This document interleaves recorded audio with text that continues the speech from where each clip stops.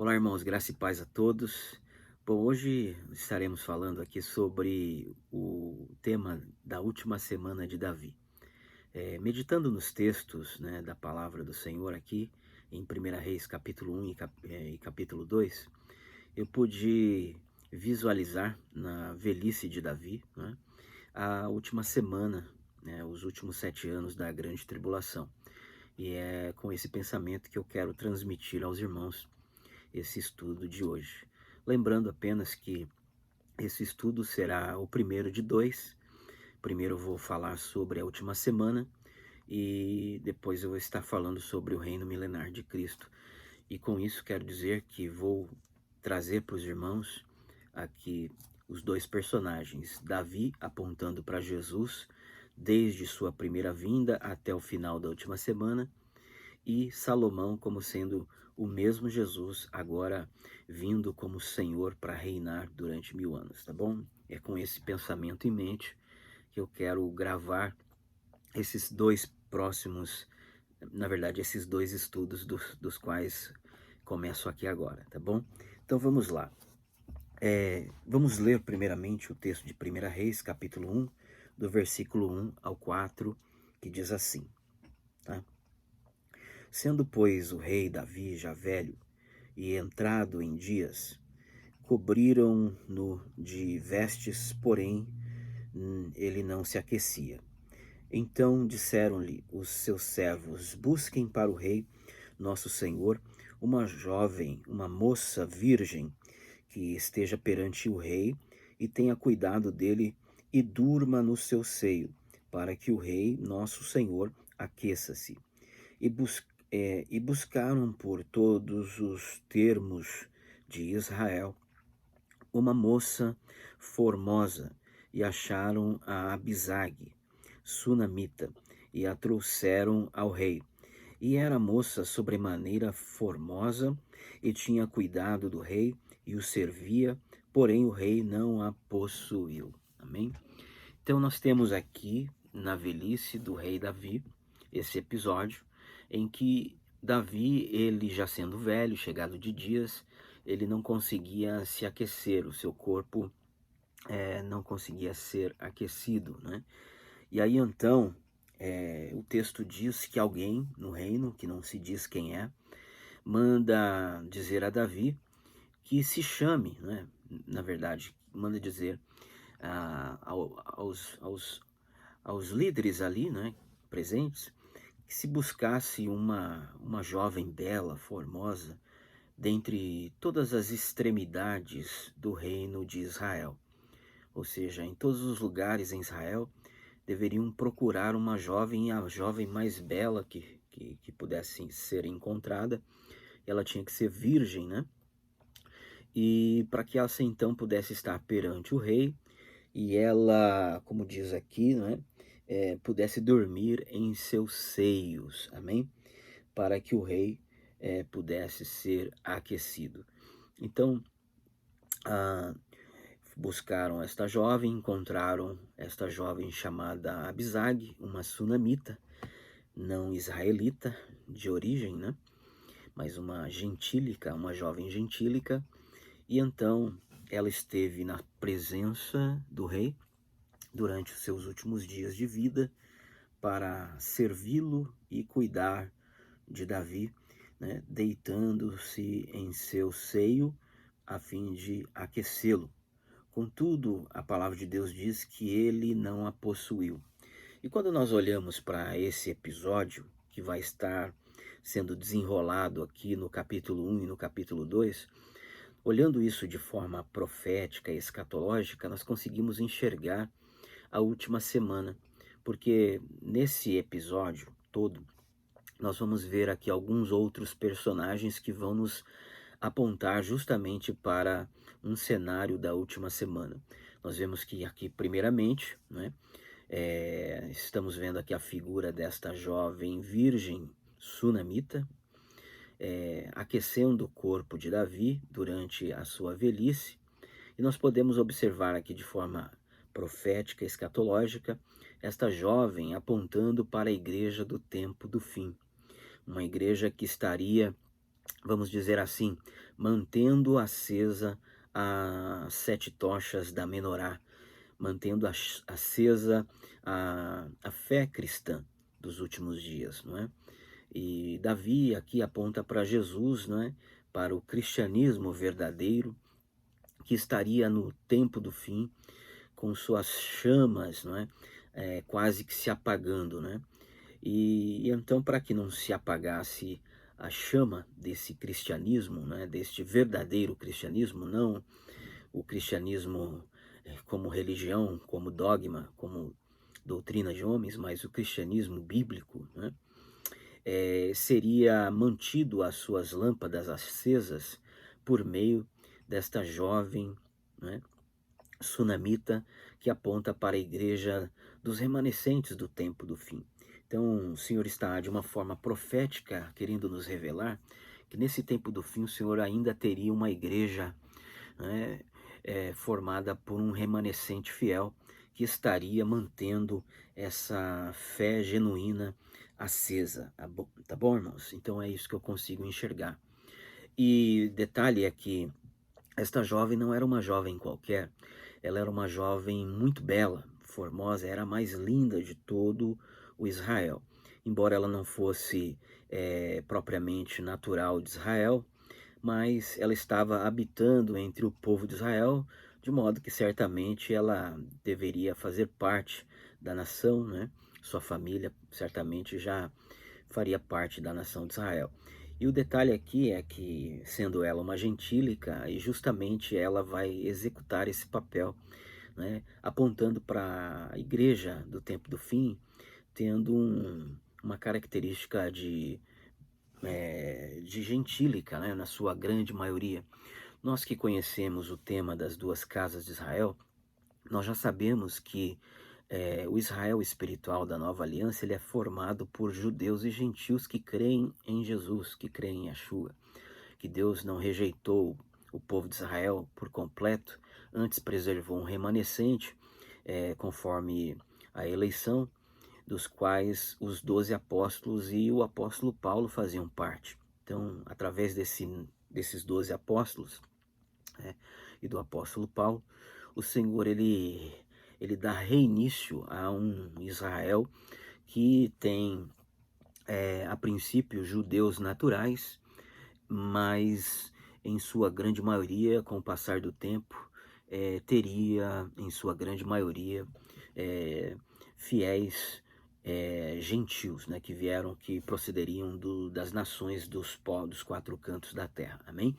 Então, dito isso, né, agora, olhando para esse texto, nós conseguimos enxergar o porquê que essa jovem sunamita, ela é gentílica. Por que essa jovem que eles escolheram para estar com Davi, ela é uma gentílica? Porque no tempo do fim, né, a maioria dos fiéis, né, que estarão vivendo na última semana, serão de procedência gentílica. Amém? Não que a igreja, como eu disse, a esposa do Cordeiro é formada apenas de gentios, tá bom? Mas então, consigo enxergar isso também. E o detalhe também é que esta jovem sunamita, ela era formosa, a mais linda, mais bela, né, de todo o povo, né, todo o povo de Israel. E, e isso, irmãos, certamente vai apontar para, de uma forma espiritual, obviamente, para a sunamita de Cantares de Salomão, porque nós vamos ver aqui, né, nesse cenário aqui, nós vamos observar que Adonias, eu já vou estar falando disso, Adonias, um dos filhos de Davi, ele usurpa o trono, né, nesse momento, e ele aponta para o anticristo, e depois ele vai querer tomar a sunamita por sua esposa, e, e isso vai ser-lhe proibido, tá bom? Então eu vejo que essa sunamita, ela também aponta para a sulamita de Cantares de Salomão, que era uma jovem, uma virgem linda, né, maravilhosa, uma mulher muito bela, da qual fora tema do livro de Cantares de Salomão. Amém? Então nós vamos conseguir enxergar isso, que essa jovem sunamita aqui seria a mesma, embora eu não possa provar, né, de forma concreta, mas eu consigo enxergar que o Senhor ele está dando aqui um link para nós compreendermos que esta jovem da qual Davi não a possuiu, porque o texto diz que embora ela foi escolhida para aquecer o corpo de Davi na velhice de Davi, diz o texto que o Davi não a possuiu, ou seja, Davi não se casou com ela, Davi não a possuiu. Então, isso também certamente aponta para o fato de que Davi aqui representa Cristo na sua primeira vinda, significaria dizer que a igreja, por enquanto, ela não está casada com Jesus ainda, somente quando Cristo voltar, né, como Senhor, e isso apontaria já para o rei Salomão, então é que se dará o casamento, tá bom? Entre Cristo e a sua esposa.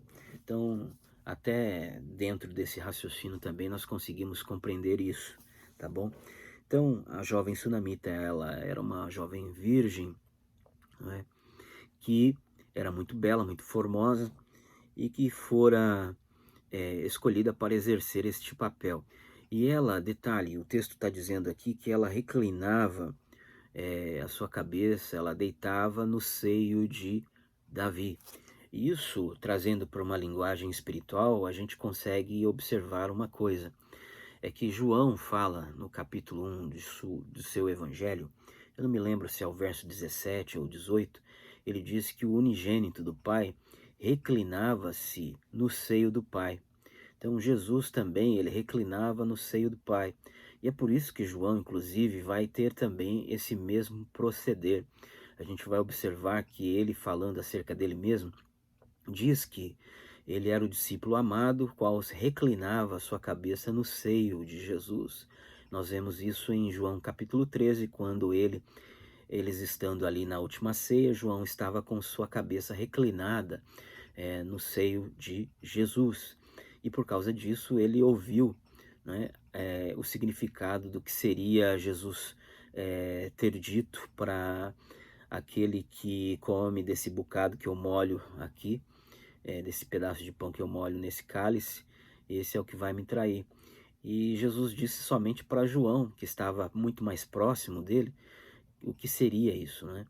Ele estava falando para todos ali que, na verdade, Judas estaria traindo. E João compreendeu, porque João estava mais próximo.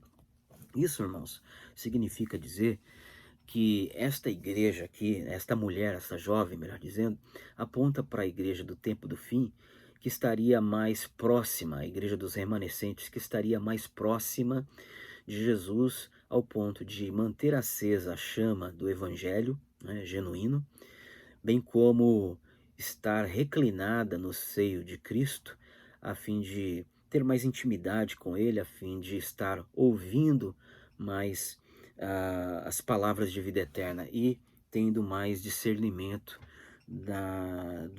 dos mistérios de Deus, né, no tempo do fim. Então eu consigo enxergar isso, uma igreja que estaria ouvindo coisas que outros não estariam ouvindo, tá bom? Então vamos prosseguir aqui. Então, logo em seguida, nós vemos Adonias entrando no cenário aqui dessa história. E Adonias, ele percebe que seu pai está velho.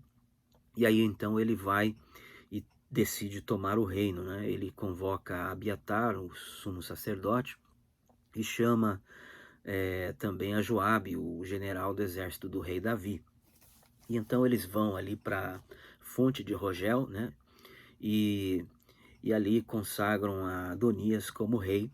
E aí então uma grande multidão de Israel passa a seguir a Adonias e proclamá-lo como rei. Entretanto, né, o profeta Natã, ele vai se dirigir até Betseba, ouvindo falar sobre esse acontecimento. Ele vai até a Betseba, mãe de Salomão, esposa do rei Davi, uma das esposas do rei Davi, e ele então diz para Betseba, né, o que está acontecendo e que se ela não fizesse nada, logo mais Adonias certamente mataria a Betseba juntamente com Salomão. Isso porque Davi já havia prometido a Betseba que o seu filho Salomão seria o seu sucessor no trono, e Adonias sabia muito bem disso, e por isso, aproveitando-se da velhice do seu pai, resolveu antecipar a questão, usurpando o trono de seu pai. Adonias aqui é claramente uma figuração aqui, né, uma linguagem tipológica do anticristo, né? Nós conseguimos ver isso, no qual na última semana, não é? Na metade da última semana, melhor dizendo, ele vai usurpar o trono, né? Ele vai tomar o trono por 3 anos e meio, amém? Daí então, com o desfecho dessa história muito interessante, nós conseguimos ver que quando o profeta Natan fala com Betseba, né, Betseba então se dirige ao rei Davi, e tudo isso é falado para o rei Davi fica indignado, então manda chamar o outro sacerdote, Zadok, porque Abiatar era da linhagem de Itamar e Zadok da linhagem de Eliezer. Bom, Arão, né, o sumo sacerdote, ele teve 4 filhos, Nadab e Abiúde, Eliezer e Itamar. E o interessante é que durante muito tempo a linhagem de Itamar é que esteve na liderança do sacerdócio. Isso até mesmo nos dias de Eli, que era da linhagem de Itamar. Mas devido ao pecado da casa de Eli, o Senhor levantou um profeta ali nos dias de Eli, dizendo que num tempo futuro, a casa de Eli, ou seja, da linhagem de Itamar, seria rejeitada pelo Senhor como sacerdotes. E, na verdade, seriam rebaixados, né? Sacerdotes rebaixados, tá bom? E aí a gente vai observar que isso vai acontecer aqui de uma forma simbólica nos dias do rei Salomão. Mas isso apontaria também para o reino milenar, tá bom? E Sadoc, que é descendente de Eliezer, por ser fiel à casa de Davi, seria escolhido aqui nos dias de Salomão como sacerdote no lugar de Abiatar, tá bom? E no caso do reino milenar, nós estaríamos observando que isso apontaria futuramente para Zadok como sendo o sacerdote e que seria honrado, né? A linhagem de Zadok seria honrada no reino milenar, no templo que seria edificado, né? O templo de Ezequiel no reino milenar, no qual seria um templo literal e que estaria ali em meio a um Israel literal, um Israel carnal que estará fazendo parte do reino milenar de Cristo, juntamente com nações que restam. Estaria ali sendo liderado esse sacerdócio pela linhagem de Zadok, tá bom? E Abiatar estaria como um sacerdócio rebaixado, amém? Então a gente consegue observar isso aqui também. Então quando o rei Davi ele convoca Natan e Zadok, né, e Benaias, o chefe da guarda, ele diz, olha, vão e unjam Salomão, meu filho, como rei. E então logo após, né, isso acontece, o rei Salomão ele é ungido a rei, e aí então nós observamos aqui que Adonias, né, ele vai se apresentar diante de Betseba, mãe de Salomão, e aí então ele vai se achegar a ela, e Betseba diz assim, é de paz a sua vinda? E Adonias vai dizer, sim, é de paz. E aí então Adonias vai dizer para Betseba que ele gostaria que Betseba pedisse ao rei Salomão que desse a jovem sunamita Abisag por sua esposa. E aí, irmãos, a gente consegue observar aqui, né, dentro desse episódio, que Betseba, né, como sendo esposa de Davi, aponta para a igreja, né? A igreja, vamos dizer assim, a igreja como sendo envelhecida, uma igreja envelhecida. Essa igreja que nós estamos vivendo nos nossos dias, uma igreja que a princípio ela fica indignada com o fato de seu filho não estar reinando. Ela quer que Jesus reine, né? Nós sabemos que a igreja que está aí, ela quer que Jesus reine. Então, a princípio, é uma igreja que deseja que Jesus reine, amém? Que seu filho Salomão venha reinar. Mas, por outro lado, nós conseguimos observar que Betseba vai fazer aliança de paz com Adonias, né? É de paz a sua vinda? E Adonias vai dizer, é de paz. E aí, então, ela vai aceitar a ideia de que a jovem sunamita pode, sim, ser entregue, perdão, a Adonias como sua esposa. E ela vai chegar ao ponto de pedir isso ao seu filho Salomão, que já é rei em Israel. E o detalhe, irmãos, é que o rei Salomão fica indignado e diz que isso que Adonias desejou servirá para a sua própria destruição. E aí, então, por causa disso, Adonias, ele morre, amém? Salomão manda Benaias, não é? O chefe da guarda, matá-lo. E nós observamos então, queridos, que aqui nós vemos claramente a igreja envelhecida, né, apóstata, as virgens loucas aqui, fazendo aliança com o anticristo, aliança de paz, e dizendo que a igreja dos remanescentes, a igreja representada aqui, a igreja fiel representada pela Sunamita, também devem participar, também devem entrar em aliança com Adonias. Olha só que coisa interessante, né?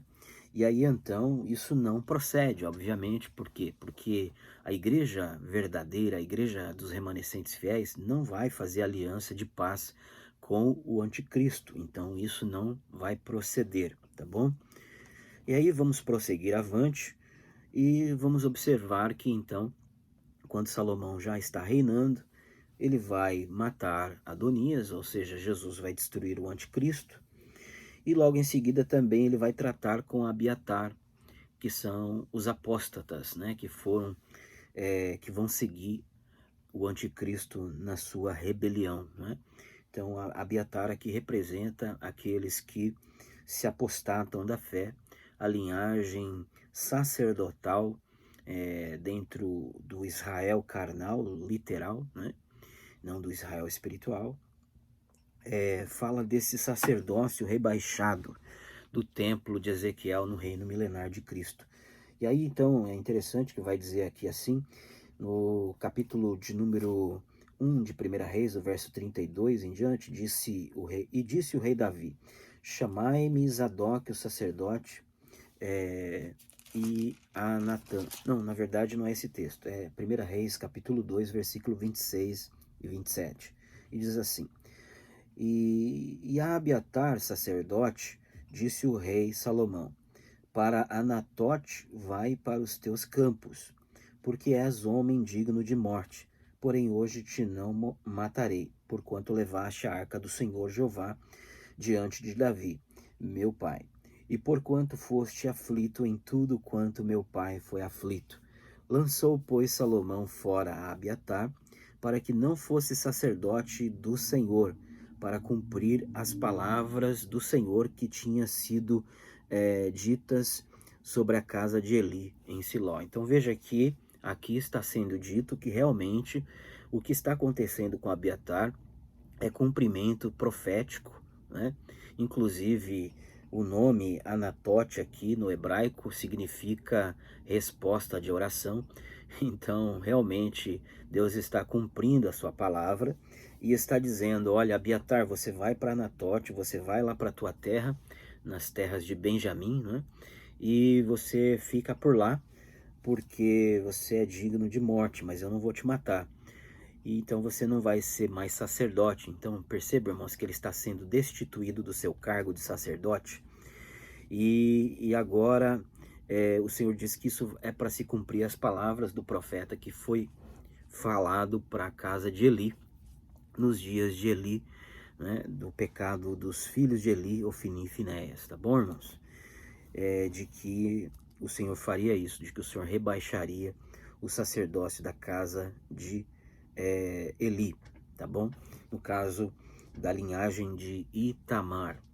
Então nós observamos que isso aconteceu aqui e nós conseguimos enxergar que isso vai acontecer realmente no reino milenar de Cristo, quando o Senhor, né, então arrebatar a sua igreja, aqui representada pela Sunamita, e constituir ela como o seu reino de sacerdote segundo a ordem de Melquisedeque, não só ela, mas os que estão mortos também, os santos que estão mortos, que farão parte desse reino de sacerdote segundo a ordem de Melquisedeque.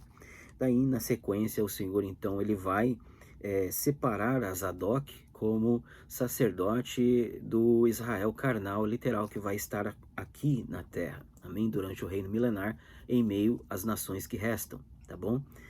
E, no caso aí, então, precisamos conhecer também os textos de Ezequiel do capítulo 40 ao 48, que fala a respeito do templo literal de Ezequiel, que estará sendo erigido, né, no reino milenar de Cristo, do qual fala que haverá naquele templo a linhagem de Zadok como sendo o sacerdócio daquele templo ali, daquele santuário, amém?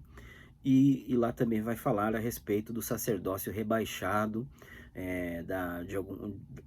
de alguma parte dos filhos de Levi, ou seja, mais especificamente da linhagem de Tamar, da casa de Eli, tá bom? Então ali também, em Ezequiel do 40 ao 48, vai ser dito isso também. Então veja que isso não é por acaso, tá bom? E aí então, irmãos, o que vai acontecer é que vai haver essa divisão entre os sacerdócios, né? Primeiro vai ter um reino de sacerdotes espiritual, do Israel espiritual, que é a esposa do Cordeiro, um reino de sacerdotes segundo a ordem, da ordem de Melquisedeque, e haverá também um reino de sacerdote literal do Israel carnal, que não será glorificado, mas que estará tendo esse tipo de sacerdócio durante o reino milenar de Cristo, amém? Isso acontece, irmãos, porque eu não vou poder explicar aqui nesse estudo agora, mas se os irmãos estudarem um pouquinho mais a fundo, os irmãos verão que nos dias de Davi foram os únicos dias em que havia dois tipos de culto.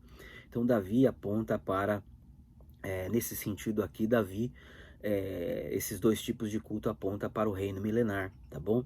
Então nos dias de Davi, quando Davi, logo que ele trouxe a arca do Senhor, ele não levou a arca do Senhor lá para as montanhas de Efraim, onde estava o monte Gibeon, e sobre ele a tenda de Siló, que é a mesma que Moisés edificou lá no deserto. Se chamou tenda de Siló por causa da região nas montanhas de Efraim que se chamava Siló. Então ali Josué, nos seus dias, colocou fixamente, né, deixou ali nas montanhas de Efraim, no monte Gibeon, a tenda de Siló, que é o tabernáculo de Moisés. E ali ficou até os dias de Davi. Só que quando Davi ele vai buscar a arca do Senhor que havia sido perdida, né, que havia se perdido, né, que depois foi parar na casa de Obed-edom, quando Davi foi trazer a arca do Senhor de volta para Jerusalém, logo quando ele assumiu o reinado, ele não a levou para as montanhas de Efraim, lá no monte Gibeon, na tenda de Siló. Ele levou para dentro da cidade de Jerusalém, no monte Sião. E aí ele levantou uma tenda que passou a se chamar a tenda de Davi. E nessa tenda, irmãos, o texto diz, agora eu não me lembro exatamente se é 1 Crônicas 16, mas enfim, esse texto agora eu não vou ficar em falta com os irmãos. Mas o fato é que a palavra do Senhor diz que quando ali Davi chegou, ele colocou a arca do Senhor ali dentro daquela tenda, e ali então ele colocou apenas cantores como Asaf, né? Para que ficasse ali se revezando, né? De dia e de noite cantando louvores e adoração na presença do Senhor diante da arca. Então não havia sacrifícios ali. E nesse mesmo texto, Davi ele vai dar ordem a Zadok, vai dizer: Zadok, seus irmãos, né, e alguns cantores, né, vão lá para o monte Gibeon, lá nas montanhas de Efraim, onde está o templo de Siló, e adorem, ministrem ao Senhor lá, façam sacrifícios e tudo mais. A única diferença é que a arca do Senhor, a arca da presença do Senhor, não estaria mais na tenda de Siló, mas sim agora na tenda de Davi. Então nós conseguimos enxergar, irmãos, que assim como houve pela primeira vez na história de Israel dois tipos de culto, né? Um apontando para o Israel espiritual no Monte Sião e um outro apontando para o Israel literal, né? Lá no Monte Gibeon. Assim também vai acontecer no reino milenar de Cristo, amém, irmãos? Haverá esses dois tipos de culto, haverá esses dois tipos de ministração. É como se fosse um encontro da lei e da graça, né? Da primeira e da nova aliança, da velha aliança e da nova aliança no reino milenar de Cristo, tá bom? Então a gente vai observar que inclusive lá vai haver a festa dos tabernáculos, né? Vemos isso em Zacarias capítulo de número 14, e na verdade a festa dos tabernáculos aponta para o reino milenar inteiro de Cristo, né? E Nós vemos também no livro de Joel, no capítulo, acho que de número 3 ou 2, que vai falar, o capítulo 3, se não me falha a memória, que vai falar que ainda haverá expiação, né, após todo esse evento da última semana. Joel, capítulo de número 3, ainda fala daqueles que ainda não foram expiados, que ainda vão ser expiados.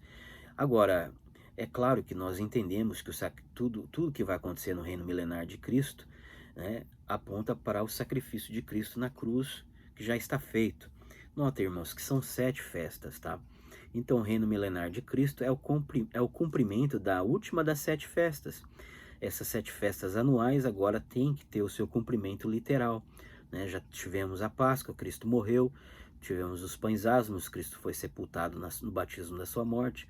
Temos as festas das primícias, já se cumpriu, Cristo ressuscitou como primícia dos que dormem. E nós também, que somos primícias do Senhor, ainda vamos ressuscitar. Mas daí cumpriu a festa do Pentecoste. E agora nós estamos aguardando a festa das trombetas, início da última semana, festa da expiação, né? Final da última semana, descida de Jesus no final da última semana, no dia da festa da expiação, no dia da redenção, porque nós fomos selados para o dia da redenção. E redenção tem a ver com expiação, tá? Para quem não sabe, é exatamente isso, tá bom? E aí então agora vai faltar a festa dos tabernáculos. Então, obviamente que o sacrifício de Cristo, ele serve para todas as festas. Entretanto, dito isso, no reino milenar de Cristo, Deus desejou assim mostrar-nos por meio dos profetas que vai haver esse tipo de atividade, de tipo de ministração no reino milenar de Cristo, assim como foi nos dias de Davi. Mas isso não anula o sacrifício de Cristo. Por quê? Porque o sacrifício de Cristo da cruz, irmãos, ele foi feito para nós, a igreja. Isso é importante a gente entender, para formar, né, a esposa de Cristo, para formar o reino de sacerdotes segundo a ordem de Melquisedeque. E o reino de sacerdotes segundo a ordem de Melquisedeque vai estar pronto no final da última semana, amém? Então vai estar pronto. E agora vai começar uma nova dispensação. E nessa nova dispensação do reino milenar, então eu consigo enxergar esses dois tipos de culto, tá bom, irmãos? Então, aí está a última semana de Davi, parte 1. Espero que você tenha gostado. Na próxima parte, na parte 2, nós estaremos falando desse mesmo cenário, né, da velhice de Davi. Agora vamos falar, né, dos turnos da ordem, tanto do Israel espiritual, segundo a ordem de Melquisedeque, bem como dos turnos também de sacerdotes do Israel literal. Amém, irmãos? Do Israel literal, tá bom? Melhor dizendo, do sacerdócio do Israel literal, tá bom? Eu digo isso para encerrar, porque eu consegui enxergar, né? Deus é maravilhoso, irmãos. O Senhor, ele nos revela, né? De glória em glória a gente vai pouquinho em pouquinho somando profecia com profecia, coisas espirituais com coisas espirituais, e obviamente dentro de um corpo, né? Porque Deus não dá tudo para um, juntamente com outros irmãos, né? No nosso grupo ali do WhatsApp, alguns outros irmãos, nós conseguimos chegar a esse entendimento, e logo logo nós estaremos fazendo lives também, tá bom? Então o irmão Márcio do canal Efraim, o irmão Luciano, né? O irmão Magno, irmão Joel, irmão Silvano, e agora também o irmão Luiz do canal Reino Eterno, né? Chegamos a esse entendimento de que realmente haverá um sacerdócio, né? Melhor dizendo, que haverá uma mudança de turnos, né? Tanto no Israel espiritual quanto no Israel literal. Amém? Isso no reino milenar, nós conseguimos enxergar isso, tá bom? É que realmente vai haver uma mudança de turnos, né, no reino de sacerdotes segundo a ordem de Melquisedeque, bem como aqui no reino de sacerdotes segundo a ordem de Zadok, tá bom? Isso, irmãos, porque nós sabemos que a igreja vai reinar, né, sobre a terra, e ficaria impossível nós imaginarmos que esse Israel espiritual, que a Bíblia diz que é como as estrelas do céu, ou seja, incontável, como é que eles vão estar, como é que nós estaríamos todos nós juntos aqui nessa terra, no reino milenar de Cristo, sabendo que esse reino milenar de Cristo ainda não foi transformado de forma completa e que ainda haverá mar aqui, não é? Ainda não é novos céus e nova terra, então como poderá caber, comportar todos nós, né? Precisamos lembrar que não se trata apenas da igreja que estaria viva, mas de toda a esposa do Cordeiro, né, principalmente os que já estão mortos, que são como as estrelas do céu, uma multidão incontável. Como é que caberia isso tudo aí? E foi pensando nisso que o Senhor me revelou, né, essa questão dos turnos, né, que nós vamos falar na segunda parte, amém? Que Davi criou, né, para haver um ciclo, né, a cada 15 dias, a cada mês, trocando ali sacerdotes, trocando os cantores, trocando os porteiros, é, trocando ali, revezando para que em 24 horas em todo o tempo sempre houvesse alguém ministrando ali e servindo o Senhor, tá bom? Então a gente vai ver que isso não se aplicará apenas para o Israel carnal, mas também para o Israel espiritual, tá bom? Então isso fica aí para a continuação desse estudo, tá bom? Um grande abraço a todos.